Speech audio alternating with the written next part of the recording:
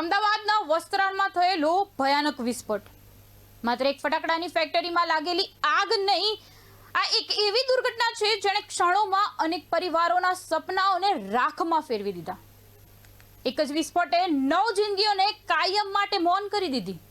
જ્યારે અનેક લોકો આજે પણ હોસ્પિટલમાં જીવન અને મૃત્યુ વચ્ચે ઝઝૂમી રહ્યા છે.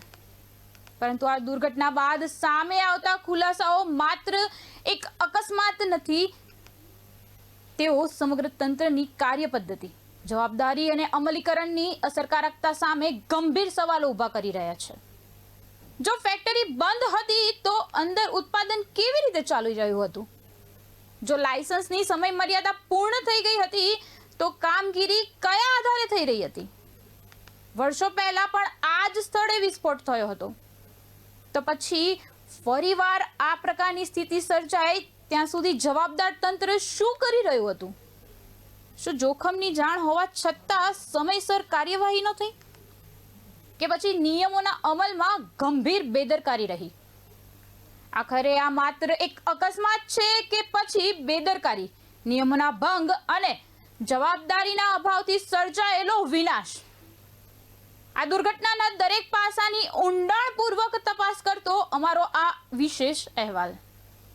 18 જુલાઈ બપોરે લગભગ 3 વાગ્યાનો સમય, અને પછી એક એવો પ્રચંડ વિસ્ફોટ કે 5 કિલોમીટર સુધીની ધરાધ્રુજી ઉઠી. રામોલ કતરાડ રોડ પર આવેલી ફટાકડાની ફેક્ટરી પળવારમાં આગના ગોળામાં ફેરવાઈ ગઈ. થોડી ક્ષણો પહેલા જ્યાં મજૂરો પોતાના પરિવારના 2 ટંકના પેટીઓ માટે મહેનત કરી રહ્યા હતા, ત્યાં અચાનક ધુમાડો, આગ, ચીસો અને અફરાતફરીનું દ્રશ્ય સર્જાઈ ગયું. આ દુર્ઘટનામાં અત્યાર સુધી અંદાજે 9 લોકોના મોત થયા છે, જ્યારે અનેક લોકો ગંભીર હાલતમાં હોસ્પિટલમાં જીવન અને મરણ વચ્ચે ઝઝૂમી રહ્યા છે. દાહોદ જિલ્લાના એક જ પરિવારના 5 સભ્યો આ દુર્ઘટનાનો ભોગ બન્યા છે. રોજગારની આશાએ ઘરેથી નીકળેલા આ લોકોને કદાચ અંદાજો પણ નહીં હોય કે તેઓ રોજીરોટીની જગ્યાએ મૃત્યુના મુખ તરફ આગળ વધી રહ્યા છે.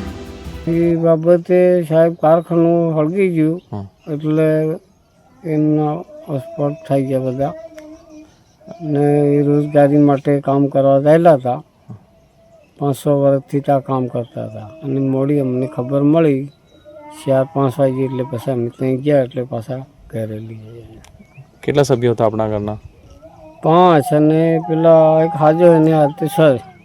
પરંતુ જેમ જેમ તપાસ આગળ વધી રહી છે તેમ તેમ એવા ચોંકાવનારા ખુલાસા સામે આવી રહ્યા છે જે માત્ર ફેક્ટરીના સંચાલકો જ નહીં પરંતુ તંત્રની કામગીરી સામે પણ ગંભીર પ્રશ્નો ઊભા કરે છે. તપાસમાં સામે આવેલી વિગતો મુજબ વર્ષ 2013માં શરૂ થયેલી આ ફેક્ટરીનું સંચાલન રમીલાબેન ડોડિયાના નામે હતું. વર્ષ 2014માં આ જ ફેક્ટરીમાં વિસ્ફોટ થતા એક બાળ મજૂરનું મોત નીપજ્યું હતું. ત્યારબાદ ફેક્ટરીનું લાયસન્સ રદ કરવામાં આવ્યું હતું. અને જે કે મને બી ન્યાય જોઈએ, મને મારો ભાઈ ગુમાયો છે નરેન્દ્રભાઈ ભૂપેન્દ્ર. આ ગેરકાયદે તાણે લાયસન્સ રદ જ થઈ ગયું હતું સાહેબ. તાણે એના પાસે લાયસન્સ હતું જ નહીં, અને 8-9 વાગ્યા સુધી કામ ચલાવતી હતી. બરાબર, અત્યારે આવું જ છે. આ જ કન્ડિશન છે ના. એવું તો હવે જે સરકારી કાર્યકર્તા હોય એમને ખબર છે. આપણું તો મારો ભાઈ આખો જતો રહ્યો તો એમને માન્ય નહીં રાખ્યું, તો આવું બધું તો શું ડર હોય સાહેબ. અને ત્યારબાદ વર્ષ 2020માં રમીલાબેન ડોડિયાના પુત્ર મેહુલ ડોડિયાના નામે ફરી લાયસન્સ મેળવવામાં આવ્યું હતું. તપાસમાં એ પણ સામે આવ્યું છે કે ફેક્ટરીમાં સાદિક સૈયદ ભાગીદારી તરીકે સંકળાયેલા હતા. જોકે આ લાયસન્સ 4 માર્ચ 2026ના રોજ પૂર્ણ થઈ ગયું હતું. ત્યારબાદ રામોલ પોલીસે ફેક્ટરી બંધ કરાવી હતી, અને ફેક્ટરી બંધ હોવાના ફોટોગ્રાફ્સ પણ પોલીસ કમિશનર કચેરીમાં જમા કરાવ્યા હોવાનો દાવો છે. પરંતુ ગણેશ ચતુર્થીના ઓર્ડર મળતા અને રથયાત્રાના બંદોબસ્તમાં પોલીસ વ્યસ્ત હોવાનો લાભ ઉઠાવી મેહુલ ડોડિયાએ દાહોદથી મજૂરો બોલાવી ફરી ઉત્પાદન શરૂ કરાવ્યું હોવાનું તપાસમાં સામે આવ્યું છે. હવે સૌથી મોટો સવાલ એ છે કે જો ફેક્ટરી સત્તાવાર રીતે બંધ હતી તો અંદર ઉત્પાદન કેવી રીતે શરૂ થયું? તંત્રને તેની જાણ કેમ ન થઈ? અને જો જાણ હતી તો સમયસર કાર્યવાહી કેમ ન થઈ? આ વિસ્ફોટની તીવ્રતાનો અંદાજ એ વાત પરથી લગાવી શકાય છે કે ફેક્ટરીથી લગભગ 500 મીટર દૂર આવેલી ફેબ્રિકેશન યુનિટના સીસીટીવી કેમેરામાં પણ તેની અસર કેદ થઈ હતી. ધડાકો એટલો પ્રચંડ હતો કે કેમેરા કાર્યરત રહ્યા નહીં, ઓફિસના કાચ પણ તૂટી ગયા. સૌથી પહેલા ઘટના સ્થળે પહોંચેલા રેપિડ એક્શન ફોર્સના જવાનોના જણાવ્યા મુજબ ચારે બાજુથી માત્ર એક જ અવાજ સંભળાતો હતો, બચાવો બચાવો બચાવો. પરંતુ આગ એટલી વિકરાળ હતી કે અંદર પ્રવેશ કરવો પણ અત્યંત જોખમી હતો. ભારે જહેમત બાદ બચાવ ટીમ જ્યારે અંદર પહોંચી ત્યારે 2 માસૂમ બાળકોના મૃતદેહ મળી આવ્યા, જ્યારે એક બાળકી ગંભીર હાલતમાં મળી આવી હતી.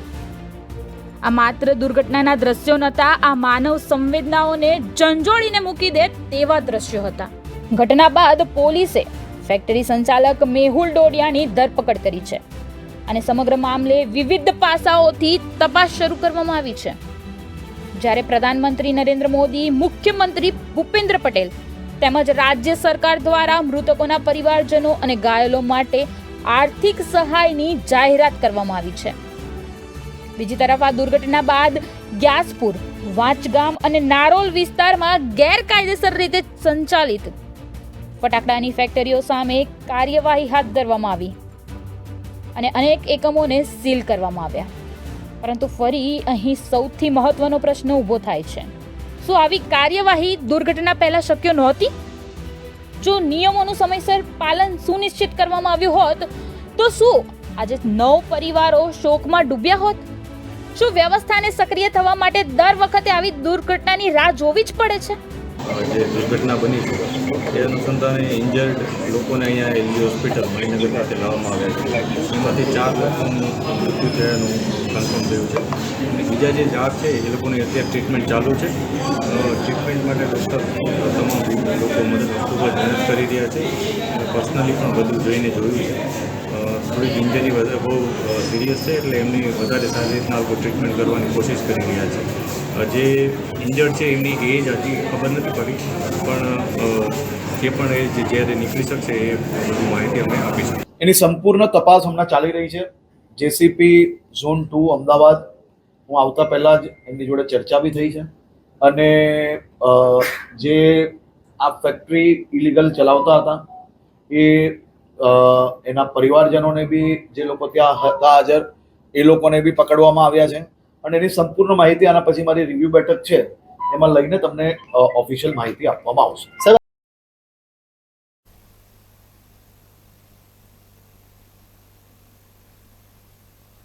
ડીસાથી લઈને સુરતના તક્ષશિલા અગ્નિકાંડ સુધી, રાજકોટના ગેમ ઝોનથી અમદાવાદના ટીઆરપી મોલ સુધી અને હવે વસ્ત્રાલનો વિનાશક વિસ્ફોટ. આખરે આ દુર્ઘટનાઓ માત્ર અકસ્માત છે કે પછી તંત્રની બેદરકારીનું પુનરાવર્તન? કેમ દરેક વખતની જેમ પહેલા નિયમોનો ભંગ થાય છે, પછી નિર્દોષ લોકોના જીવ જાય છે અને ત્યારબાદ જ તપાસ સમિતિઓ અને કાર્યવાહીની જાહેરાતો શરૂ થાય છે? જો નિયમોનું પાલન સમયસર થયું હોત તો શું આજે અનેક પરિવારો ઉજળ્યા હોત? શું સરકારી સહાય કોઈ બાળકને તેનો પિતા પરત આપી શકશે? શું તપાસનો અહેવાલ કોઈ માતાના આંસુ લૂછી શકશે? સૌથી મોટો પ્રશ્ન એ છે કે દુર્ઘટના પહેલા જવાબદારી કોની હતી અને દુર્ઘટના પછી જવાબદારી કોણ સ્વીકારશે? કારણ કે હવે સવાલ માત્ર વસ્ત્રાલનો જ નથી, સવાલ સમગ્ર સલામતી વ્યવસ્થાની વિશ્વસનીયતાનો છે. આખરે સામાન્ય નાગરિકના જીવની જવાબદારી કોની?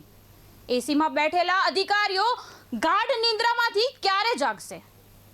શું માત્ર 2 લાખ રૂપિયાની સહાયની જાહેરાત કરી દેવાથી એક માતાને એનો દીકરો, એક પત્નીને તેમનો પતિ અને એક દીકરાને એના પિતા પાછા મળી શકશે ખરા? તંત્ર, આ તમામ સવાલોનો જવાબ આપો. આ સવાલ માત્ર અમારો જ નહીં પરંતુ સમગ્ર પીડિત પરિવાર, સમગ્ર રાજ્યના નાગરિકોનો છે.